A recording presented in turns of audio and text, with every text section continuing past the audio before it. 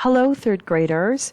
This is Mrs. Adele, your teacher from school, and we're looking at Chapter 2, Lesson 5 today. The classwork that we're going to do today is on Extra Practice page 25, and you can probably do all of that work on a whiteboard. And then the homework is workbook pages 31 to 33. We're going to do things a little bit differently today. So I'm going to demonstrate some of the workbook. So be sure to have the workbook pages handy because you can work on them with me during this lesson. Okay? So let's take a quick look at the classwork. The classwork that we're doing today is a lot like what we did yesterday. And I've noticed that most of you did really well on that, so that's great news. So the example here is that we're going to find the sum, and then we're going to use estimation to check that our sum is reasonable. And when we look at the word reasonable, we're thinking about the word close, that the exact sum and the estimated sum are close to each other. They're reasonable because they are close to each other. So let's take a look at the example. 219 plus 567. Now, when I do this particular math problem, I need to stack it up. 219. And I'm going to add it up over here. 567. And here's what I know. Oops, that's a funny looking 7. 9 plus 7 is 16. That means 6 ones and a 10. So I carry that up there. And now I have a 10, and 6 tens. So 6 tens plus 1 10 is 7 tens. Plus 1 more is 8 tens. 8 in the tens place. And now I want to add 200 plus 500, and that makes 700. So I'm just reviewing how we carry a number when we get more than 10 in any column. I know that when I round 219, that it's going to be about 200. There's that keyword about. The word about in the math means make an estimate. 567 is about 600. And you guys did a great job estimating yesterday. And my operation is adding, so I'm going to add. And I love all these zeros. 0. Whoops, that's a funny 0. 0 and 8. My work doesn't match their work. Do you know why? They rounded 567 down to 500. That's pretty interesting, huh? And I would say that my estimate is better than their estimate. So, oh my goodness, we found another mistake in the book. And that's okay. So I want you to practice number 1 only the same way that you saw me do the example up there. We're not going to worry about number 2. Please press pause, and when you press play, then you'll be able to check your answers. See you in a second. Okay, I want you to check your addition over here, see how you did, and in a second I will fill in that. So check your work.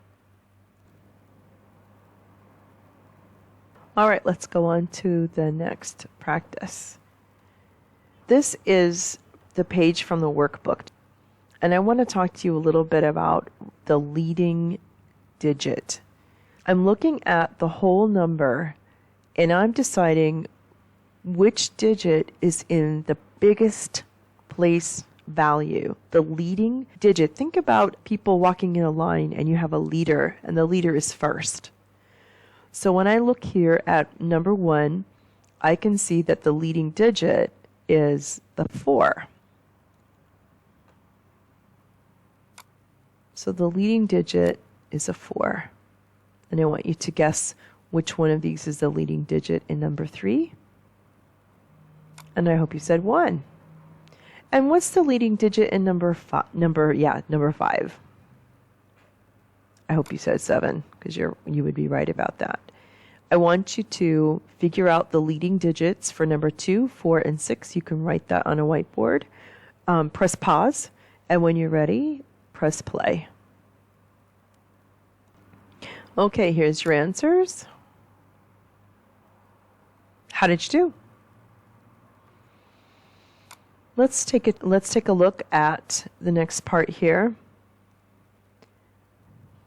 So this is pretty much the same thing we just did on the previous page. So I want you, for your homework, I want you to do number 7. So I'm not going to give you the answer to number 7. Number 7 is homework for you, okay? Let's go on to the next page in the workbook. This is page 32. Okay, I want you to work on number 8 and number 9 because that'll be homework for you. And now let's take a look at the bottom of page 32. We're going to use subtraction, and I want to talk to you about subtraction a little bit.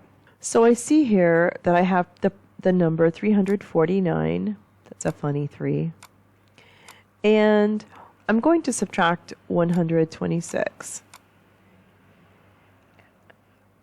And the first thing I want to do is I want to make sure that I have enough on top to subtract on the bottom. So I'm thinking about 9 ones give away 6 ones. 9 is bigger than 6, so I can subtract without borrowing. Number 4 is bigger than 2, so 4 tens is bigger than 2 tens, so I don't need to borrow in the tens place. And the hundreds place, this funny little 3, is bigger than the 3 in the hundreds place is bigger than the 1 in the hundreds place, so I can subtract straight down without borrowing. 9 minus 6 is 3, 4 minus 2 is 2, and 3 minus 1 is 2. So my exact answer is 223, and I can round this. 349 becomes 300. 126 becomes 100. 300 minus 100 is 200, and I hope you can do this in your head. The estimated difference, 200, is this, and the answer, 223, is reasonable. Again, this sentence means that the exact answer we calculated is close to the estimated difference. That's what the word reasonable is meaning here. Okay? So let's take a look at the next page. We're going to be on page 33 from the workbook. And here we're subtracting 618 from 372. So 618 minus 372. So I want to subtract this, and I'm going to make a quick check to make sure that I have enough on the top to subtract from the bottom. Now I know that 618 is greater than 372. But when I subtract ones from ones, tens from tens, and hundreds from hundreds. So I want to make a quick check to see if I have enough in each column to subtract. If I have 8 ones and I could give away 2 ones, yeah, I can do that. 8 is greater than 2, so I can subtract in the ones place. In the tens place, I can see that I have 1 10, and I need to subtract 7 tens. Well, if I have 1 cookie, I can't give away 7, so I need to borrow. So I'm going to go to the hundreds place, and I'm going to borrow 100. And when I borrow that 100, that 600s becomes a 500. And I hope that that looks like a 5 to you. This 100 moves over to the tens place. And I know that 100 is the same as 10 tens. So 10 tens plus 1 10 makes 11 tens. And now I have enough to subtract. So I want you to do that subtraction problem. I want you to pause while you do that, and then come back here and we'll continue. Okay, so let's continue. The answer here is 246. So 246 is the difference. So I can put 246 right here. And I know that I need to round here. So 618 becomes 600. Sorry about the zeros. 372 becomes about 400. 600 minus 400, I see some really friendly numbers here. I see a 6 minus a 4. They're both in the hundredths place. So 6 minus 4 is 2. So 600 minus 400 is 200. And I hope that part of subtraction is super easy for you. The estimated difference is 200. Sorry about the 2, you guys. And the answer, 246, is reasonable. So now I want you to work on number 11. So 936 minus 528.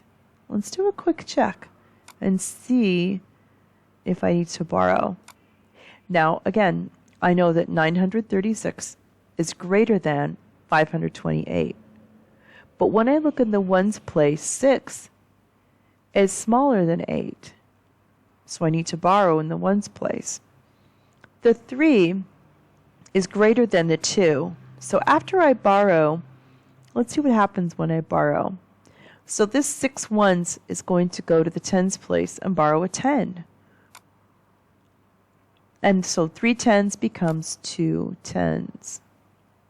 1 10 is going to move over here with the 6. And 1 10 plus 6 ones makes 16. And now I'm ready to subtract. So I want you to do number 11 and complete that on your own. And that is all the work that we're going to do today in math.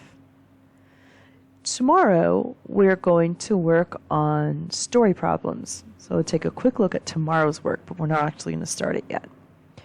So when I do a story problem, I want to use highlighters. So I really hope that you have 3 colors of highlighters handy. I really hope you have an orange one, and I hope you have a green one, and I hope you have a blue one. Or you can use colored pencils too. And if you don't have those exact colors, that's okay. But I'm going to use orange, blue, and green. If those are the colors I'm using, it might be easier if you have those colors too. And again, remember, colored pencils are okay. So please work on number 11. Please do number 8 and number 9. And I think you need to do number 7 as well. All right. Looking forward to seeing your work. Bye for now.